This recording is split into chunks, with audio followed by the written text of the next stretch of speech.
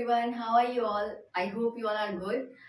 So today we'll start our next topic. ठीक है, उस दिन हमने डिपार्टमेंटल अंडरटेकिंग्स तक पढ़ा था in business studies. So today will start statutory company. ठीक है, आज हम किसके बारे में पढ़ेंगे? स्टैट्यूटरी कंपनी के बारे में. ठीक है, देखिए स्टैट्यूटरी कंपनीज क्या होती है.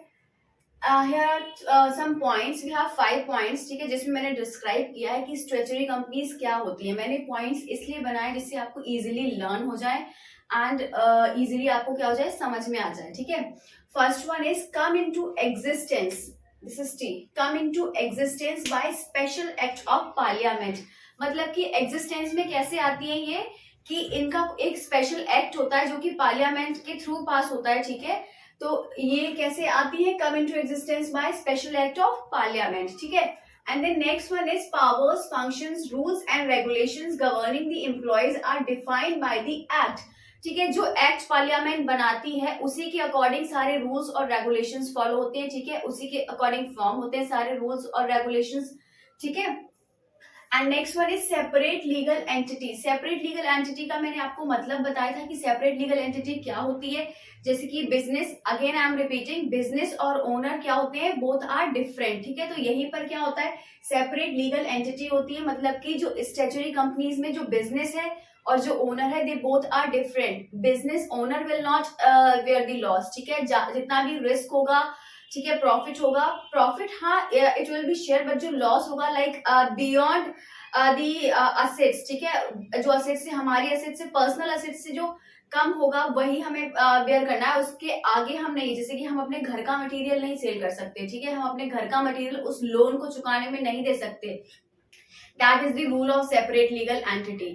ठीक है, next one is independently financial. ठीक है, इसका मतलब क्या होता है कि जो स्टैट्यूटरी कंपनीज होती हैं वो सारा का सारा जो फाइनेंस है वो सेल्फ अरेंज करती है. मतलब कि खुद से वो सारा फाइनेंस अरेंज करती है, गवर्नमेंट कुछ भी नहीं देती है. डिपार्टमेंटल अंडरटेकिंग्स में there was a big role of government. ठीक है, but here it is totally independent. ठीक है, यहाँ पर क्या होता है, गवर्नमेंट कुछ भी नहीं करती है.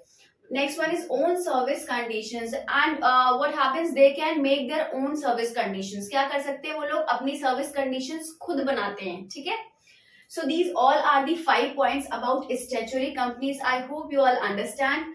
And see, now we'll see merits. Merits क्या होते हैं? First one is operational flexibility. Operational flexibility means self decisions. ठीक है, ये जो मैंने ब्रैकेट में लिए हैं लिखे हैं, यू डोंट राइट. ठीक है, मैंने just for explanation I have written there. ठीक है, self decisions. Operational flexibility means, जो मैंने अभी जैसे बताया था कि ये लोग क्या करता है, सारा काम सेल्फ करते हैं, अपने अकॉर्डिंग ही डिसीजंस बनाते हैं, अपने अकॉर्डिंग ही रूल्स रेगुलेशंस बनाते हैं. तो यही चीज यहाँ पर बोलिए, ऑपरेशनल फ्लेक्सिबिलिटी मींस फ्लेक्सिबल होते हैं, दे आर नॉट रिजिड. ठीक है, तो क्या होता है, ये सारे के सारे क्या कर सकते हैं, अपने डिसीजंस खुद बना सकते हैं. ठीक है, and next one is non interference by government. जो कि मैं बता चुकी हूँ कि गवर्नमेंट का कोई भी इंटरफेरेंस नहीं होता है स्टैट्यूटरी कंपनीज में. डिपार्टमेंटल में गवर्नमेंट का इंटरफेरेंस था, all things were done by the government, but here they are totally independent, there is no role of government. ठीक है, तो ये सारी चीजें क्या करते हैं, खुद करते हैं.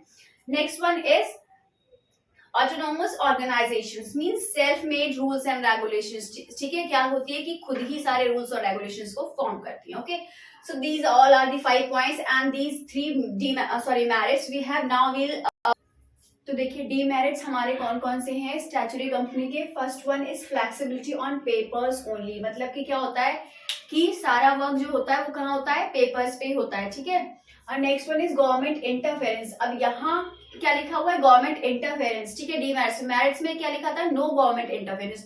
सो डोंट गेट कंफ्यूज. ठीक है, इसका मतलब क्या है कि थोड़ा सा जो गवर्नमेंट का थोड़ा सा लिटिल बिट इंटरफेरेंस होता है, बट ज्यादा नहीं होता है. ठीक है, and next one is corruption. Corruption इसमें बहुत होता है. क्यों? क्योंकि सारा work they do according to themselves, तो करप्शन का रोल ऑलरेडी ऑब्वियसली होगा ही होगा. ठीक है, तो this is all about statutory company. हमने मेरिट्स पढ़ लिए, डीमेरिट्स पढ़ लिए, and about statutory company we have read. ठीक है, so now we will study about government company. अब यहाँ देखिए, it is very easy to guess कि गवर्नमेंट कंपनी क्या होती है. गवर्नमेंट कंपनी वही होती है जो गवर्नमेंट के अकॉर्डिंग चलेगी, गवर्नमेंट के अकॉर्डिंग रूल्स एंड रेगुलेशंस बनेंगे. बट देखिए यहाँ, here are some points. A company in which not less than 51% of the paid up capital is held by central government or any state government or partly by state and central government and one or more state government। देखिए क्या मतलब है इसका कि एक company जिसमें 51% से कम paid up capital नहीं होना चाहिए, ठीक है, 51% पेड अप कैपिटल होनी ही होनी चाहिए, 51% पेड अप कैपिटल, ठीक है। How much 51% paid up capital should be there, और आगे देखिए, is held by central government, या तो सेंट्रल गवर्नमेंट दे, ठीक है, और एनी स्टेट गवर्नमेंट या फिर किसी स्टेट गवर्नमेंट के थ्रू, और पार्टली बाय स्टेट और सेंट्रल गवर्नमेंट, मतलब कि पार्टली स्टेट गवर्नमेंट और हाफ स्टेट गवर्नमेंट और हाफ सेंट्रल गवर्नमेंट, ठीक है, एंड वन और मोर स्टेट गवर्नमेंट्स, या फिर एक से ज्यादा स्टेट गवर्नमेंट। समझ में आया? मतलब कि या तो सेंट्रल गवर्नमेंट दे, ठीक है, या तो सेंट्रल गवर्नमेंट हेल्प करे, या फिर स्टेट गवर्नमेंट, या फिर सेंट्रल और गवर्नमेंट स्टेट गवर्नमेंट आधा आधा कर ले, ठीक है, हाफ हाफ पार्टली, या फिर एक से ज्यादा स्टेट गवर्नमेंट, ठीक है। समझ में आया? और कितना होना चाहिए? नॉट लेस देन 51%, तभी गवर्नमेंट कंपनी होगी, otherwise it will not be a government company, ठीक है। And next one is it includes a company which is a subsidiary of a government company. मतलब कि क्या होता है, ये कौन सी कंपनी को इंक्लूड करते हैं? जो कि सब्सिडरी होती है किसकी? गवर्नमेंट कंपनीज की। अब सब्सिडरी का मतलब क्या होता है? सब्सिडरी कंपनी कौन सी होती है? मतलब कि जैसे कि मैं हूं, ठीक है, एक मेरी कंपनी है और एक दूसरी कंपनी है। अब दूसरी कंपनी लॉस में जा रही है तो वो लोग नहीं बेयर कर पा रहे हैं कि हाँ हम लोग क्या करें, तो क्या सोचा उन्होंने कि हम अपनी कंपनी सेल कर देते हैं, but I am in a big profit, ठीक है, मैं बहुत ज्यादा रिच हो गई हूँ आजकल के टाइम पे, तो मैंने क्या करा कि अपनी मैंने सोचा एक और कंपनी ले लेते हैं, चलो, तो मैंने क्या किया, वहां पर उसकी जो कंपनी थी वो मैंने परचेज कर ली, ठीक है, मैंने उसकी कंपनी भी क्या कर ली? परचेज कर ली। तो वो जो कंपनी मैंने परचेज करी है वो हमारी क्या हो गई? सब्सिडरी कंपनी, ठीक है। मतलब कि जो परचेज की हुई कंपनी होती है उसको हम क्या बोलते हैं? Subsidiary company. Fine. Now last one is create by companies act, ठीक है। अब लास्ट वाली में हमारे स्टैचुटरी कंपनीज में क्या था कि वो हमारा किससे हो रहा था? गवर्नमेंट से। सॉरी, स्टैचुटरी कंपनी में क्या हो रहा था? इट वाज इंडिपेंडेंट, ठीक है, गवर्नमेंट का कोई रोल नहीं था, little bit role was there, ठीक है।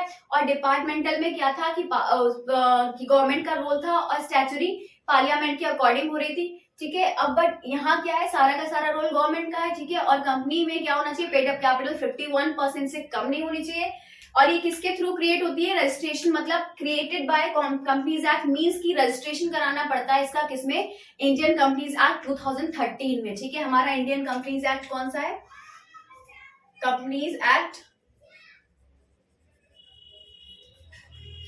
2013, ये हमारा इंडियन कंपनीज एक्ट है, ठीक है।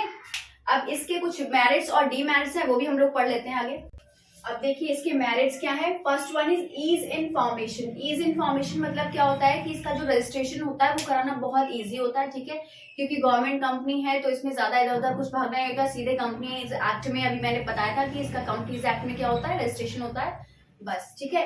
Next one is independent status. Independent status means separate entity follow करता है, ये सेपरेट एंटिटी होता है, means business and owners both are different, ठीक है।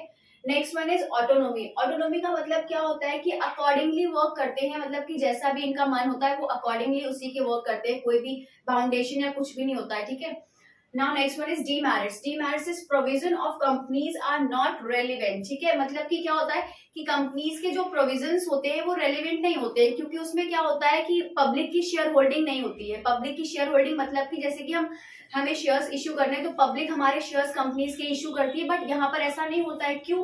क्योंकि सारा का सारा क्या हो रहा है, जो गवर्नमेंट कंपनी है वो सारा फंड प्रोवाइड कर रही है, वही सारी चीजें देख रही है, तो पब्लिक से कोई भी इश्यू हो ही नहीं रहा, कुछ भी शेयर वगैरह कुछ भी, तो इसीलिए क्या होता है यहाँ पर नो पब्लिक शेयर होल्डिंग, इसीलिए कोई भी पब्लिक का जो कोई भी जो प्रोविजन है कंपनी का वो क्या होता है? रेलिवेंट नहीं होता है। Last one is main purpose defeated, ठीक है। मेन पर्पस डिफीटेड मतलब क्या होता है कि सारी चीजें तो गवर्नमेंट देख रहा है और कंपनीज के अकॉर्डिंग, कंपनीज एक्ट के अकॉर्डिंग ही रजिस्ट्रेशन होना है, तो जो मेन पर्पस उनका है कंपनीज एक्ट में रजिस्ट्रेशन कराना है, क्योंकि देखो अब रजिस्ट्रेशन होगा कंपनी में, ठीक है, तो वो वहां पर उनका ही तो सारा कुछ है देखना। गवर्नमेंट अब जैसे कि मेरी कोई चीज है और मैं ही उसकी ओनर हूँ, तो मैं उस चीज को जो देख रही हूँ तो उसमें फर्क क्या पड़ रहा है, मैं उसको जैसे चाहूंगी वैसे ही करूंगी, तो रजिस्ट्रेशन कराने का कोई सेंस नहीं बनता है कि उसमें रजिस्ट्रेशन भी हो रहा है और वो चीजें देख तो गवर्नमेंट ही रही है ना, तो वो अपने अकॉर्डिंग ही सारा देखते हैं, इसलिए इसमें जो इसका मेन पर्पस होता है वो डिफीट हो जाता है, ठीक है। So these all are the merits and demerits of statutory company, sorry government company. And यहाँ पर हमारा क्या होता है, चैप्टर फिनिश हो जाता है, ये वाला चैप्टर हमने फिनिश कर दिया बिजनेस स्टडीज में। Now we have finished 2 chapters. In our next video we will continue with our next chapter. So I hope you all are like my video, so kindly do like, share, comment and subscribe. Thank you. Till then, bye bye, take care. You can take screenshot also.